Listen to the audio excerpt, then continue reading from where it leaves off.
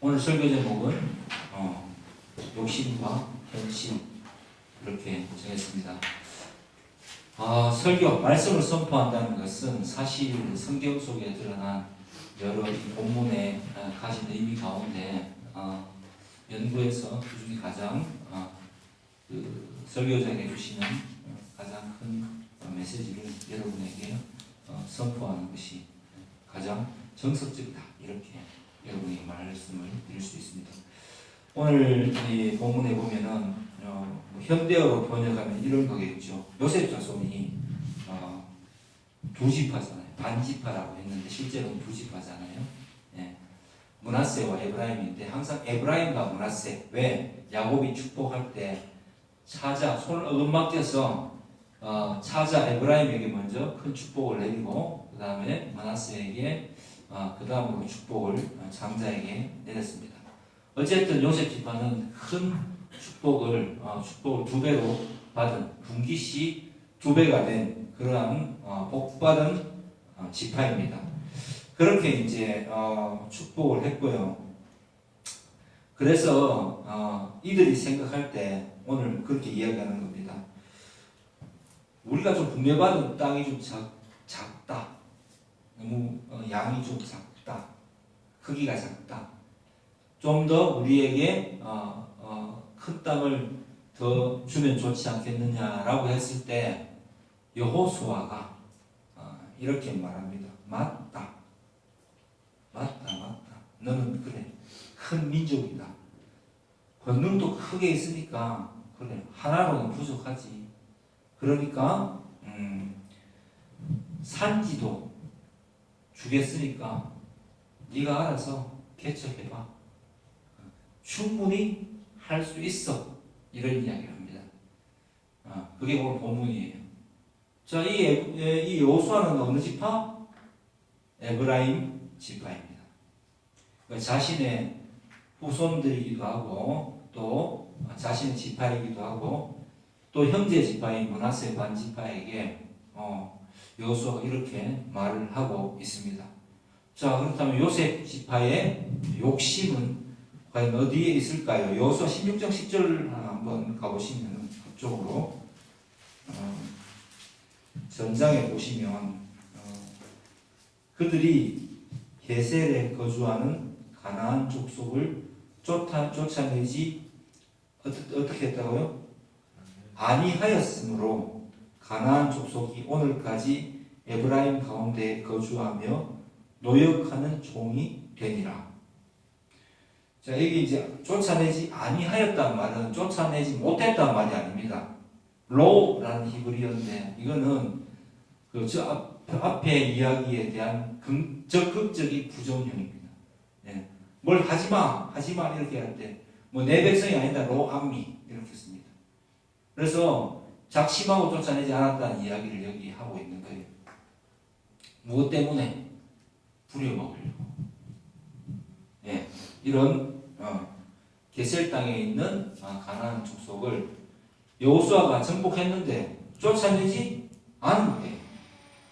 그래서 이 게셀 땅을 이제 여호수아가 정복했음에도 불구하고 그들의 편의를 위해서 쫓아내지 않은 겁니다. 이 쫓아내지 않고 화친을 맺은 족속은 누구입니까? 기본 족속이죠, 그죠? 속여서 화친을 맺은 족속이 있고 그것을 보고 이들이 편하겠다 싶으니까 악용했다라고 봐야 되겠죠.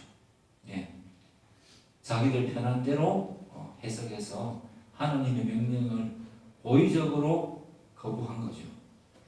요게 이제 욕심의 1번입니다. 자신들의 의지로 이 게셀 족속을 남겨뒀는데 이 게셀이 어떻게 되느냐면요. 사사기 1장 29절에 한번 가보시면 여호수아가 지나서 사사기에 가보시면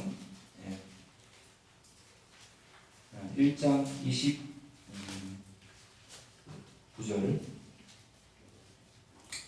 한번 읽어보시면 시작. 에브라임이 게셀에 거주하는 가나안 족속을 쫓아내지 못하매 가나안 족속이 게셀에서 그들 중에 거주하였더라. 아멘. 여기서는 쫓아내지 못했다라고 이야기를 합니다. 예. 자, 처음에는 쫓아내지 않았고요. 그 다음에는 쫓아낼 수가 없었던 거죠. 그래서 이 계세는 어떻게 되느냐면은 이제 열왕기상 9장 16절 한번 가보겠습니다. 열왕기상 9장 16절. 이게 이제 열왕기상까지는 통일왕국 시대를 지나서 열왕기상 9장 16절.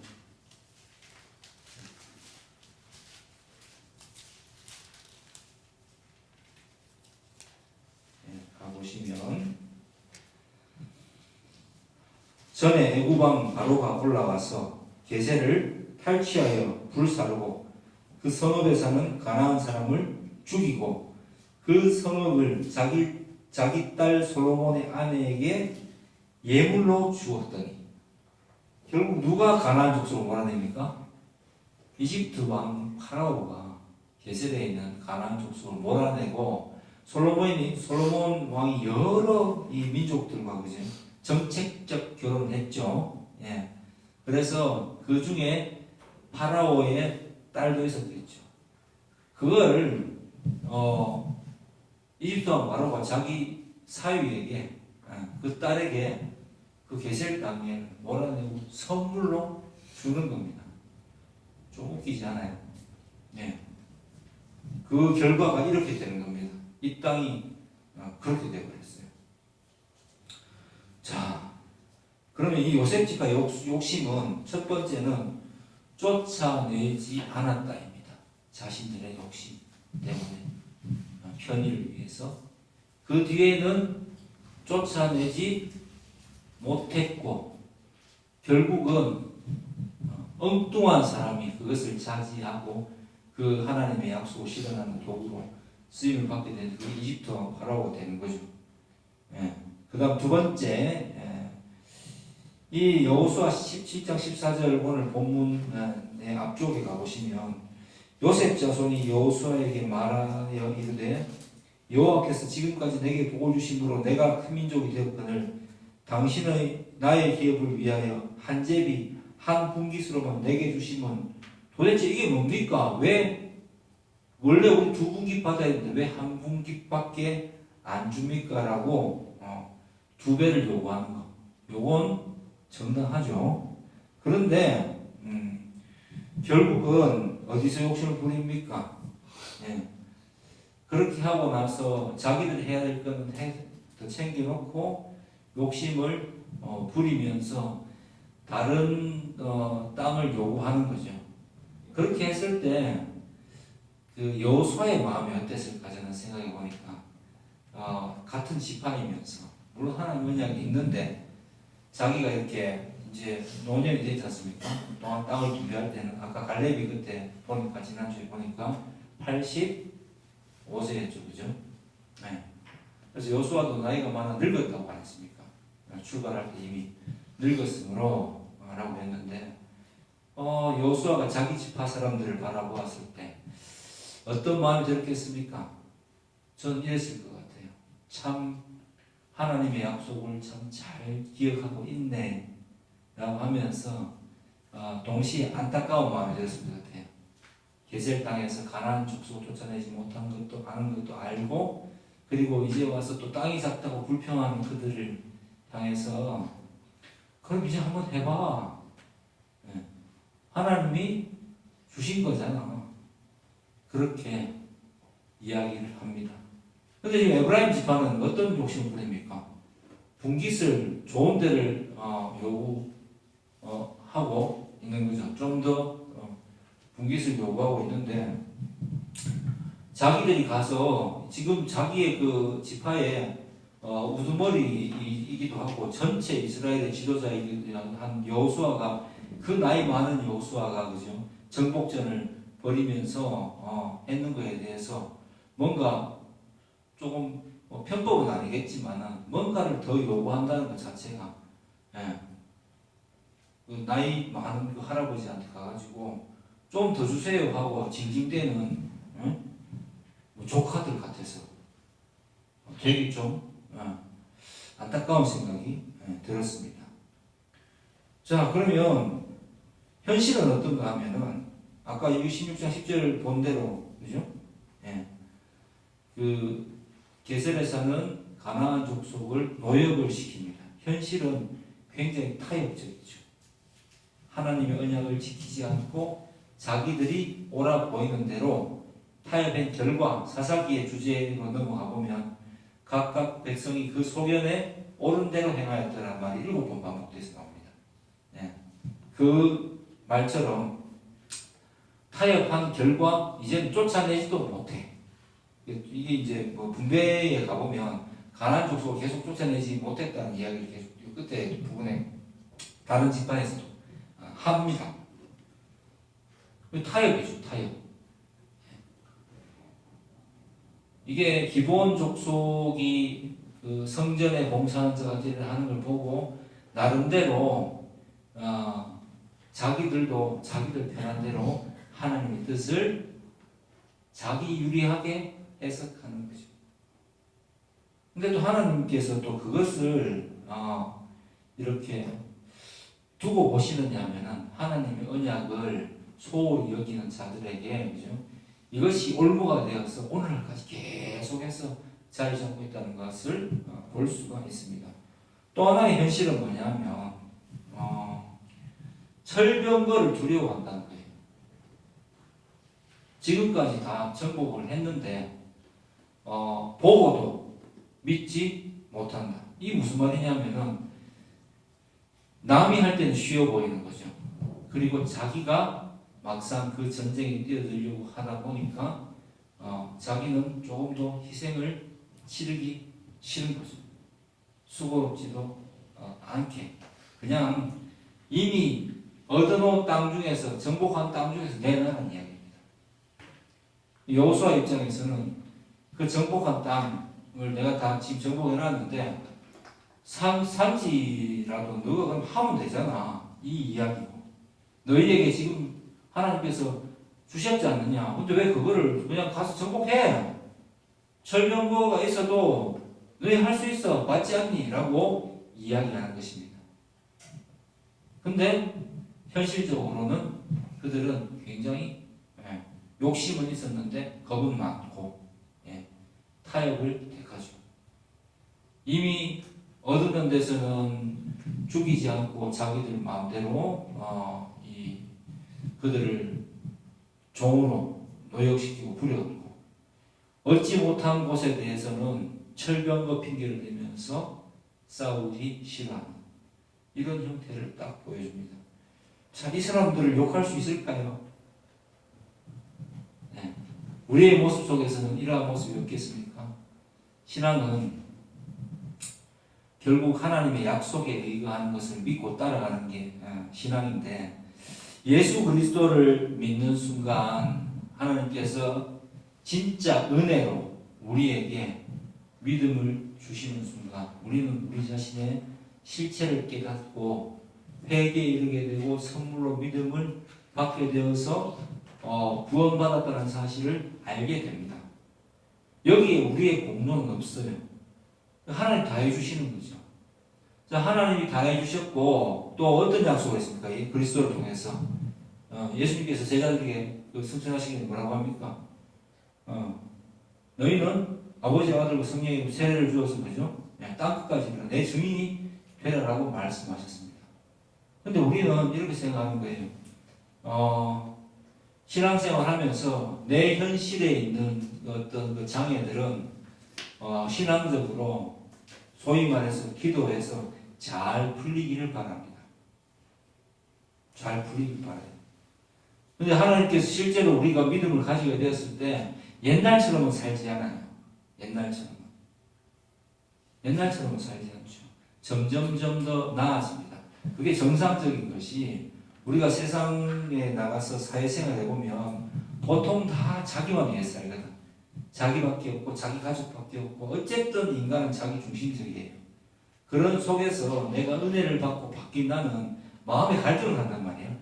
그러면서 좀 더 타인에게 뭔가 그 하나님의 살아계심을 보여주는 방향으로 내가 살아야 되는데 하면서 이타적인 삶을 안 살아갈 수가 없잖아요. 그죠? 물론 이게 왔다 갔다 하지만 그래도 바뀐 모습 때문에 소위 말해서 내 삶에도 조금 적극적으로 되고 귀찮아하기보다는 포기하기보다는 하려고 하게 되겠고 적극성을 가지고 지치지 않고 살아가려는 마음을 품게 됩니다. 게으르지 않아요. 절대 예수 믿게 되고 구원을 선물로 받은 자들은 게으를 수가 없어요. 왜냐하면 자기 자신이 자기 것이 아니라는 걸 깨닫는 게 구원이잖아요. 구원의 결과물이거든요. 나는 하나님 거야. 나는 하나님 자녀예요. 게으를 수가 없죠. 그냥 현실에서 회피하지도 못하죠. 자기 자신을 그 앞에서 정당화시킨다고 해서 다른 사람들에게는 만나는 사람들에게 정당화시킬 수 있을지 모르겠지만 하나님 앞에서 자기 스스로 양심적으로 양심이라고 주셨죠. 양심적으로 정당할 수 있습니까? 절대 그렇게 못하거든요. 그래서 그 찔림 받는 그 양심 때문에라도 적극적으로 그 살려고 노력하게 되어 있습니다. 삶의 태도가 바뀌게 되죠. 그래서 자연스럽게 이전보다는 나은 삶을 살아갈 수밖에 없습니다. 괜찮은 사람을 다들 원하니까요. 그리고 싸납지 않고 자기밖에 모르는 사람보다는 알지 않습니까? 사람들이 사람과 사람이 그죠? 어떤 영적인 교류가 일어난다고 안 합니까? 소위 말해서. 그래서 이렇게 그런 사람들에게 호감을 느끼게 돼 있고 세상에 또 하나님께서 길을 열어주시는 또 이렇게 어떤 역사를 하시기 때문에 내가 이전 삶보다는 무조건 나은 삶을 살게 되어 있습니다. 저는 그렇게 그게 정상적이라고 봅니다. 자, 그 상태에서 내 삶이 나아졌어. 그럼 왜 나를 하나님께서 내 삶을 나아지게 해주실까요? 나를 증인으로 세우시고 나의 삶을 통해서 하나님 영광 받으시려고 내 삶을 자꾸만 열어주시는 거예요. 내 혼자만 잘 먹고 잘 살고 땡이 아니라고. 이사야 43장에 나왔죠. 지난주에 우리 본문 봤죠. 이 백성은 나를 찬송하기 위해서 내가 지은 나의 백성이다 라고 말씀하셨어요. 그래서 하나님께서 온 세상이 네 안에 달려있으니까 너는 가서 모든 족속으로 제자를 삼으라고 말씀하셨어요. 그게 무슨 말일까요? 무조건 된다는 얘기입니다. 힘든 경험이 있겠지만 결과가 분명히 있을 거라고 말씀하시는 거예요. 그런데 거기서 우리는 과연 약속대로 하나님의 약속을 믿고 나아가느냐라는 것을 오늘 한번 이 본문을 통해서 따져봐야 됩니다. 여호수아는 분명히 했고요. 에브라임 족속들은 자기들에게 유리한 것은 자기들 나름대로 마음대로 해석해서 남겨두는 거죠. 완전히 끊어내지 못하는 거죠. 나의 편함을 위해서 내 의식이 그곳에 지배될 수 있다는 것을 스스로가 부정하면서 절대 자기는 흔들리지 않는 믿음이 있는 척 하겠죠. 하면서 그냥 하나님 명령을 절대 따르지 않아요. 순결하다, 정의롭다라는 것은 성경에서는 사회적인 이야기를 하는 공의롭다는 것은 하나님의 뜻에 따르는 것이 공의로운 거예요. 하나님 쫓아내려면 쫓아내야 되고 죽이려면 죽여야 되는데 그렇게 하지 않는 것은 공의롭지 못한 거죠. 하나님의 공의를 실천하지 않는 거죠. 그래서 이들에게 올무가 되는 거죠. 이 남겨둔 가나안 족속들 때문에 그들의 그 딸들의 아름다움을 보고 창세기에 나오는 것처럼 그 노역시키면서 그들과 혼음도 하고 그들과 또 어떤 결혼 관계도 맺고 그들이 섬겼던 우상 숨겨뒀던 그죠? 우상들을 이제 꺼내어 놓기 시작할 거 아닙니까? 그 의식 속에 파고드는 거예요. 오늘날 기독교가 심리학이 잠식당하고 있는 것처럼 의식 속에 파고들어서 그런 이야기들을 하는 거예요. 자꾸만. 하나님, 오늘날 어떤 게 있을까요? 관상기도. 소위 말해서, 이제, 신적 합일에 있는 로만 가톨릭이 이야기하는, 로안 윌리엄스라는 가톨릭 신학자가 이야기하는 관상기도. 그게 뜻이 어떤 거냐면요. 우리가 오랫동안 신을 찾다 보면은 신의 발자취를 우리가 발견할 수 있고, 어떤 신의 뜻대로 우리가 살아날 수 있는 것처럼 그런 이야기를 해요. 근데 개혁주의는 그런 게 아니에요. 칼비니즘은 그런 게 아니고요. 전적으로 하나님의 은혜가 아니면 이 믿음이라는 것에 대해서 인간이 생각조차 못하는 거예요. 그러니까 전적, 오직 예수, 오직 믿음, 하나님의 말씀으로만, 하나님의 그 임재, 성령의 임재로만 우리는 전적 은혜로만 구원을 받을 수 있다라고 이야기하는데 자꾸만 그 접근을 그런 식으로 하는 거예요. 오랫동안 묵상하고 예수기도, 예수님을 계속 부르고 노력하면은 뭔가 이럴 수 있는 거죠. 알미니안적인 신앙입니다. 그런 것들을 자꾸 듣다 보면은 그죠? 그게 이제 확장돼서 누구하고 타협하냐면 심리학하고 타협을 해요. 그래서 저는 사실 기독교 상담이라는 것이 굉장히 부정적입니다. 기독교 상담 기법이 바깥에서 하는 심리학과에서 배우는 상담학하고 똑같은데 심리학의 상담은 MBTI, 애니어그램 이런 것들이 애니어그램 특히 이런 것들은 굉장히 그 오래된 구전 전승 9가지 N이가 9가지입니다. 9가지의 성격 유형을 구전 전승으로 내려오는 것들에 대해서 그죠? 예. 나를 맞추고 거기에서 나의 본질을 파악한다는 거예요. 근데 인간의 본질이 뭐야? 인간은 죄인이에요. 지밖에 몰라. 그럼 구원은 뭐예요? 우리가 MBTI를 알면은 MBTI가 심리학에서 그런 이야기를 하는데 그걸 사람들이 싹 무시하는 게 MBTI는 변할 수 있는 성향이거든요. 유형이라고. 그걸로 나를 정의하면 안 된다고. 그런데 기독교인들조차도 자기를 정의해버리고 재밌다 뭐 크게 신경 안 쓴다 하면서도 자꾸 자기를 그쪽으로 자꾸 이렇게 맞추어 나가는 그런 그죠 일들을 짓들을 많이 하죠. 나는 I니까 극 I니까 나는 뭐 극 E니까 나는 뭐 극 F니까 감정적이야. 굉장히 문제가 많습니다. 기독교 상담이라는 것은 사실 제가 볼 때는 빛 좋은 개살구예요. 하나님께서 은혜를 주시면 완전히 새로운 인간으로 거듭나게 됩니다. 내향적일 수 있겠습니까?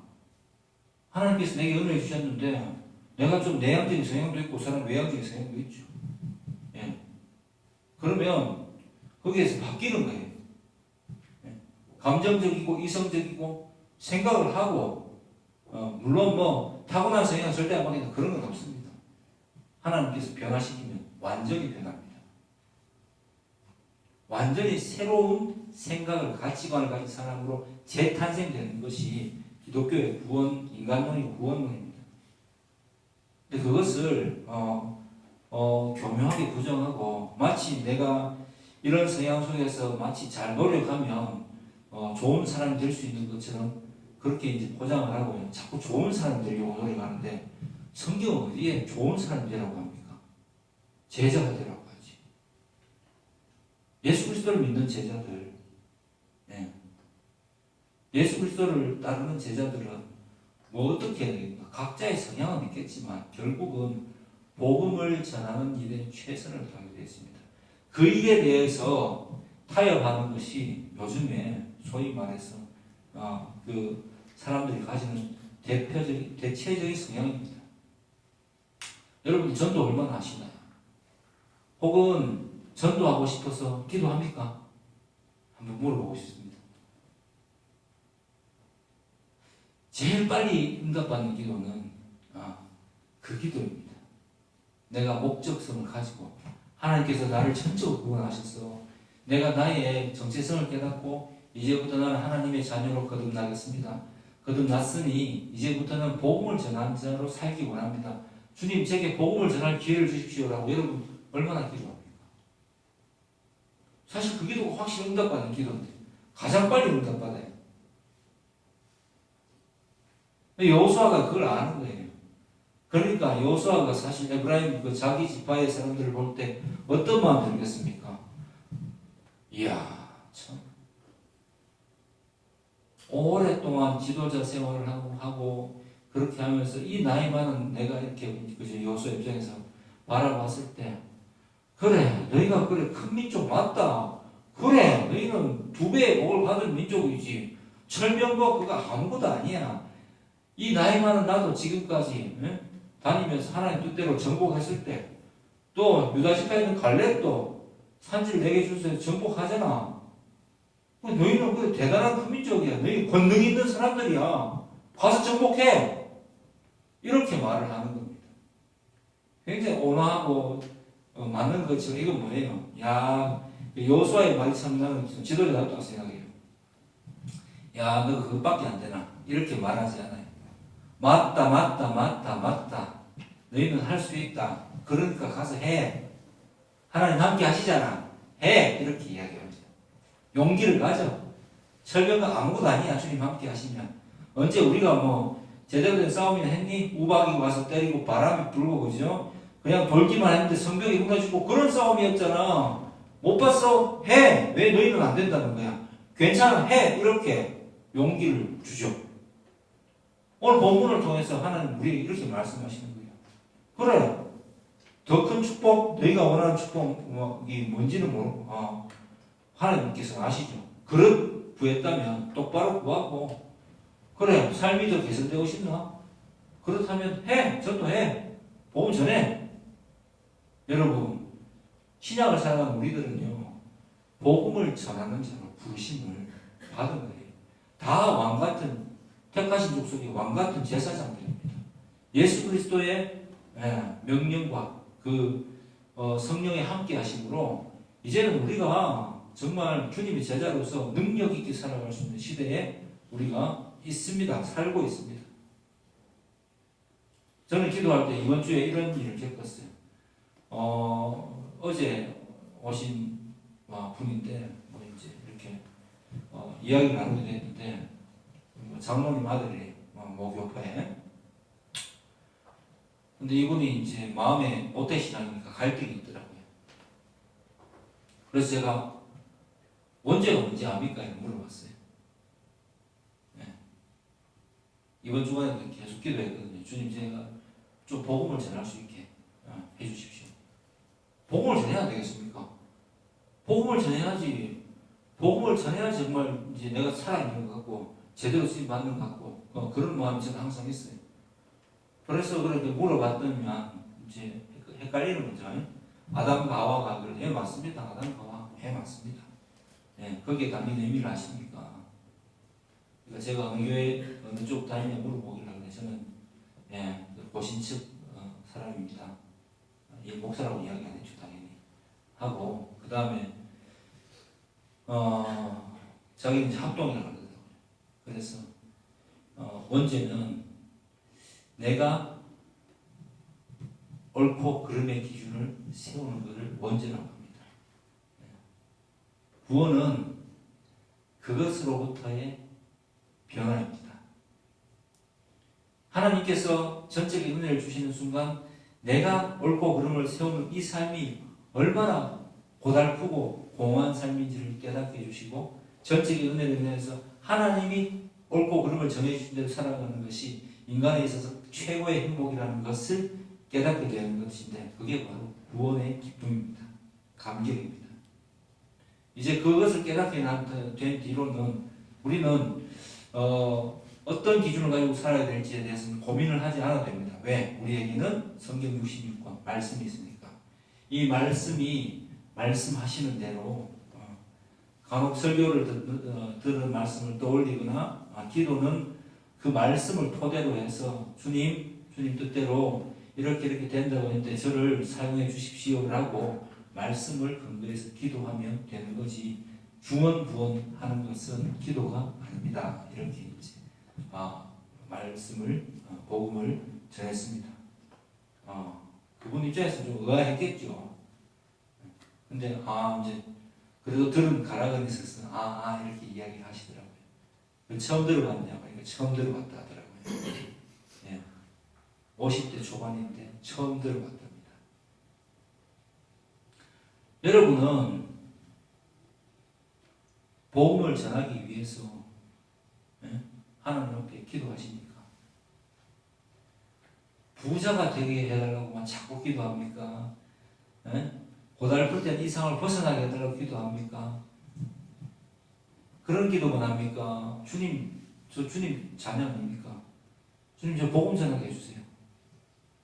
주님 이제 전도하는 기쁨, 결실하는 기쁨을 좀 알게 해주세요라고 매일 기도하십니까? 그렇지 않다면 우리 삶에 재미가 없을걸요. 발전하지 않고 재미없는 이유를 여러분 잘 모르죠. 전도하지 않기 때문에. 예수 믿는 사람은 전도하지 않으면 재미없습니다. 삶이. 왜? 하나님께서 우리에게 그죠? 아까 또 대비 얘기했는데 쓰지도 않을 돈을 주지는 않으신다니까요. 필요 없는데 내 자식이 필요 없는데 내가 애가 아무 필요 없는데 이제 뭐 예를 들어서 내 자식이 예? 이제 뭐 소위 말해서 음악을 하는 친구잖아요, 그죠? 근데 자가 막 이렇게 예를 들어 가지고 기업을 하나를 하기를 원해요. 그럼 음악을 해야 되겠어요? 기업을 경영할 수 있는 능력이 돼야겠죠. 내가 만약 기업을 가지고 있다면, 근데 자꾸 기업을 달래. 그렇게 하면 그 기업을 아버지가 바로 주는 아버지가 있겠습니까? 아니면은 그러면 공부를 해. 경영학을 공부하고 경제를 공부하고 네가 준비되어 있으면 아빠가 줄게. 이렇게 하는 게 정상입니까? 자, 여러분 대답해 보세요. 어느 쪽이 정상입니까? 대답할 필요도 없죠. 네. 하나님 우리 아버지세요. 근데 우리가 하나님의 뜻에 하나님이 운영하시는 그 기업에 대해서 그죠? 네. 아무 관심이 없는데 하나님께서 이 철없는 자신 자녀들에게 그의 곡간을 여시고 주는 것을 망친다는 것을 우리 아버지신데 아시지 않겠습니까? 그래서 주지 않으신 거예요. 안 주는 게 복이죠. 안 하려는 사람에게 따르려고 하지 않고 감당하려고 하지 않는 사람에게 어느 아버지가 주겠습니까? 그러면 그 자식을 망치는 거예요. 어디에 쓰겠습니까? 능력이 없는 자식이 받으면.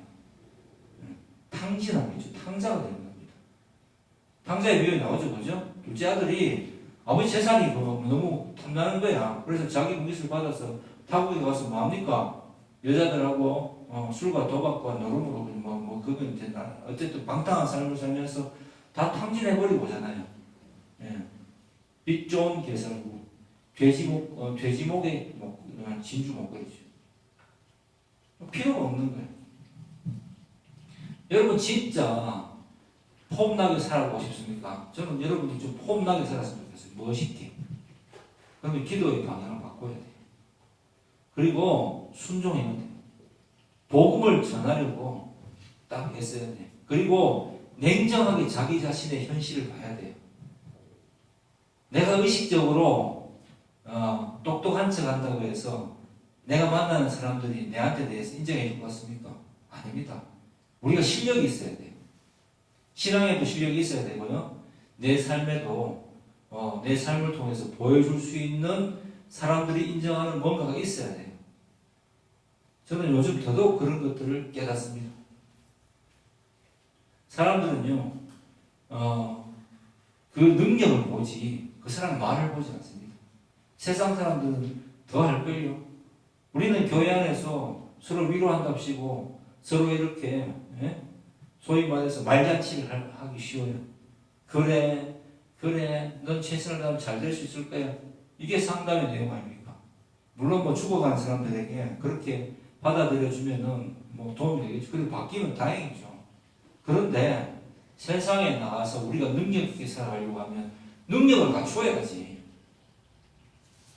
이미 구원은 받았고 지혜도 받았고 다 주셨는데 그러면 그 말대로 노력해야지. 아까 혜성이가 그렇게 고백했죠. 행복했던 때가 내가 나의 실력이 아직도 부족함을 사람들에게 이야기했을 때 오히려 묘한 카타르시스를 느끼고 그럼에도 불구하고 또 혜성이는 또 실질적으로 연주하는 활동이 훨씬 배들보다 그지 몇 배는 많으니까 그게 엄청나게 많지 생각해 보니까 그러니까 그 교묘한 자신감이 있는 거잖아요.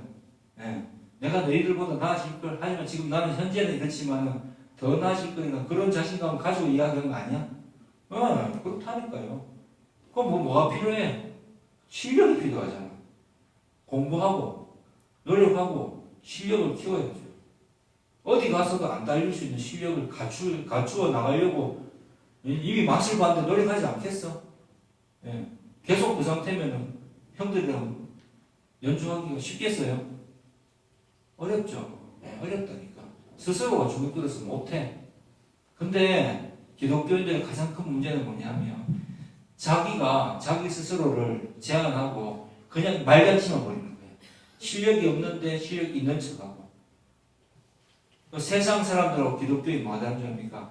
죽을 만큼 노력하면요 되는 거를 죽을 만큼 노력해가지고 안 될 수도 있는 게 세상 사람들이고, 예수 믿는 게 뭐가 다르냐면요 아무것도 안 하는데 주시는 게 아니에요.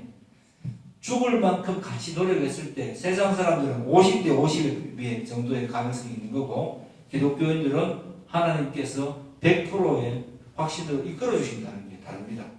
여기에서 까먹는 게 있는데 죽을 만큼 노력을 뺀다고 자꾸 어설프게 하고 자꾸만 그것에서 어설프게 하고 자꾸 바란다고.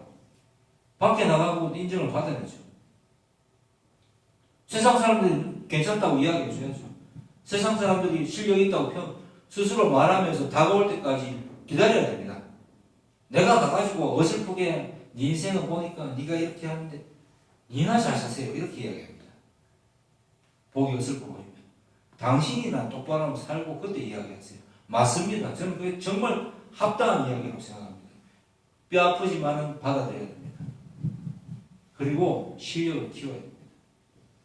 실력을 키우고 하나님 앞에 기도하면서 내 삶의 말씀에 대해서 집중하고, 그리고 자신의 그 말씀에서 내 삶에 대해서 돌아보고 그런 삶을 살아야 되죠.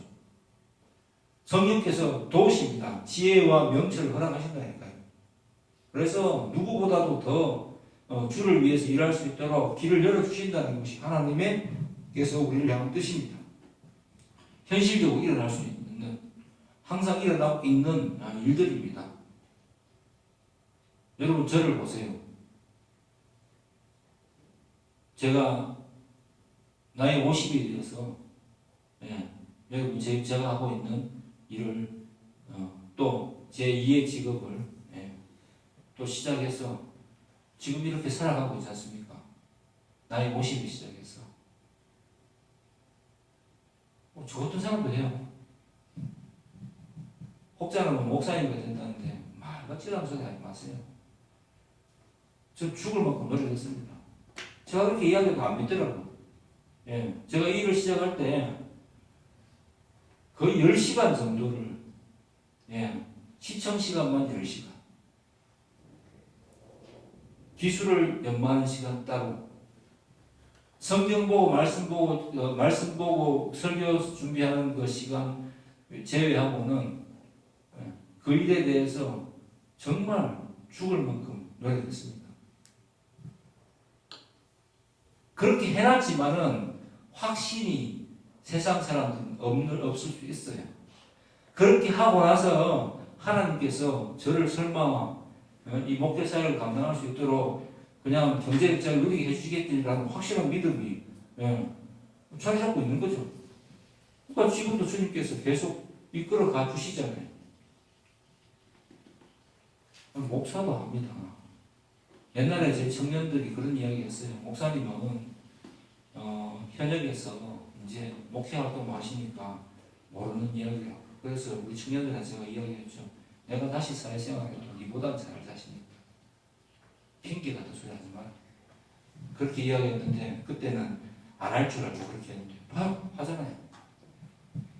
여러분의 길을 주기로 한 이야기가 아니라 저 같은 사람도 여러분보다 제가 나이 많잖아요.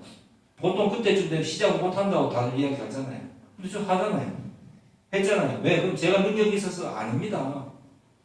했는데 주님께서 저를 이끌어 가시고 사용하실 것을 알기 때문에 그냥 한 겁니다. 얼마나 멋지고 잘생기고 그죠? 광고 많이 하고 끌어당길 수 있는 사람들이 많습니까? 저는 그런 사람들 보면은 참, 야, 그럼에도 불구하고 나한테 온다고? 야, 역시 하나님 살아계시구나.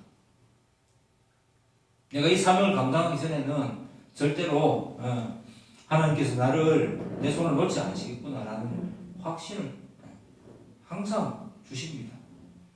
부정할 수가 없어요. 여러분의 삶이 지금 살짝 어려운 것 같습니까? 예? 그럼에도 불구하고 타인의 잘못이 커 보입니까? 예? 타인에게서부터 돌아서시고 자기에게 눈을 돌리세요. 자기 자신에게서 문제를 찾으세요. 여호수아가 지금 하고 있는 이야기는 바로 자기 지파에게 하고 있는 이야기 바로 그 이야기입니다. 예? 뭐라고 합니까? 한번 읽어볼까요? 다시 한번. 예. 여호수아가 17절 다시 요셉의 족속 곧 에브라임과 므낫세에게 요셉의 족속 곧 에브라임과 므낫세에게 이 강조를 하는 겁니다. 이르되 뭐라고 합니까? 시작. 너는 큰 민족이요 큰 권능이 있은즉 한 분깃만 가질 것이라니라. 여호수아가 이 이야기를 왜 하겠어요? 야, 진짜 못 믿네. 이 부정적으로 하는 거겠죠. 진짜 하나님 안 믿네. 이렇게 이야기하는 거죠. 긍정적으로 이야기하면 돼. 할 수 있어. 해봐. 진짜 하나님 함께 하신다니까. 나도 했잖아. 철병거 아무것도 아니야. 이렇게.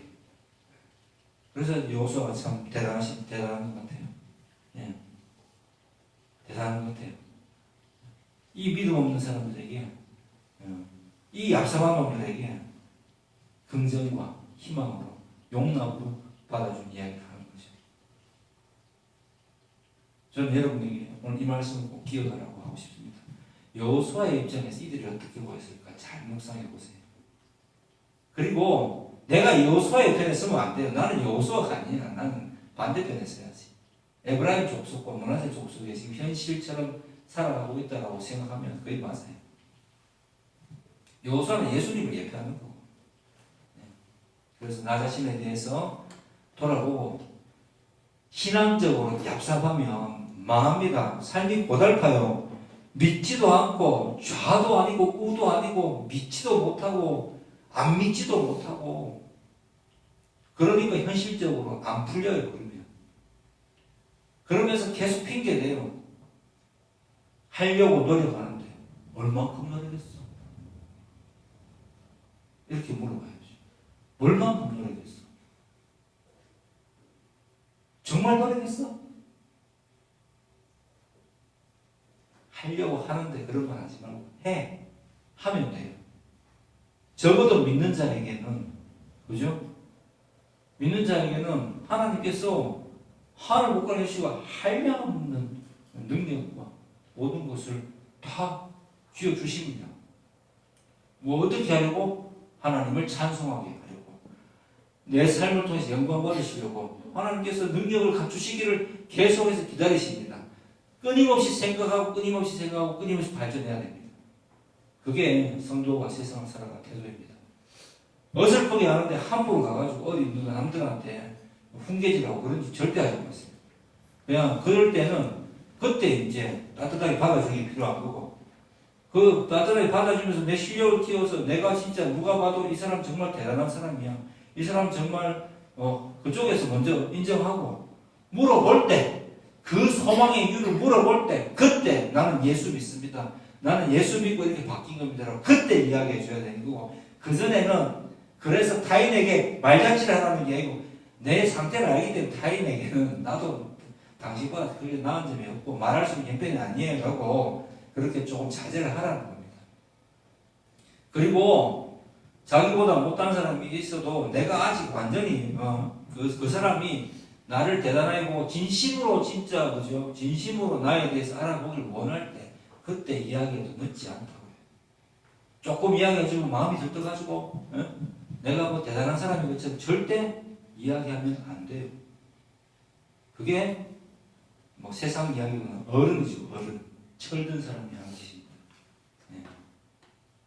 그래서 어떻게 보면 복음을 받고 신앙이 성숙한 사람은 이 세상 사람들이 어떻게 비치냐면 생각이 깊고 또 실력이 있지만 교만하지 않으며 따뜻하며 또 동시에 도와주려고 진심으로 애써주는 사람. 할렐루야. 이게 뭐예요? 하나님의 사랑을 받은 자. 사랑은 언제나 오래 참고 사랑은 언제나 온유하며 자기 이유 묻지 않고 모든 사람에게 대해서 평화를 부려만 그런 사람이죠. 하나님의 사랑을 품은 자. 그런 자가 되어서 하나님께서 이 여러분 부르신 이 현실 속에서 항상 하나님의 뜻대로 삶을 승리하며 살아가는 저와 여러분 되기를 주의 이름으로 축복합니다. 네, 기도하겠습니다. 우리 5분간 부신 말씀 생각하면서 기도합시다.